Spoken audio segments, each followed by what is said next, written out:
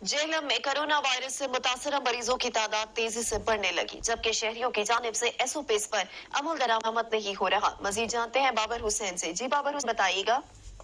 हाँ जी बिल्कुल, मुल्क भर की तरह जो कोरोना वायरस की दूसरी लहर है वो उसका जेल में भी असर हो रहा है। इस वक्त 32 के करीब जो मरीज है वो कोरोना वायरस में मुबतला है। 4 जो है वो DHQ हॉस्पिटल में आइसोलेट है और बाकी को घरों में जो है क्वारंटाइन किया गया है। इसके साथ अगर देखा जाए तो इस दूसरी लहर की वजह से जो है हुकूमत की तरफ से जो पाबंदियां लगाई गई हैं कि मास्क को इस्तेमाल किया जाए, समाजी फासला रखा जाए, और उसके साथ साथ जो एहतियाती तदाबीर बताई गई हैं उन पर फिलहाल शहरी अमल करते नजर नहीं आ रहे। इंतजामिया की तरफ से 12 शहरियों को ये इंतबाह किया गया है कि वो एहतियात करें और मास्क को और समाजी फासले को अपनाएं। और उसके साथ उसका कहना है कि जो बाजारों में रश है या जो शॉपिंग मॉल्स हैं या दुकानदार हैं वो बाकायदा जो है सैनिटाइजर भी रखें और उसके साथ मास्क को यकीनी बनाएं और मास्क के बगैर जो एंट्री नहीं होनी चाहिए।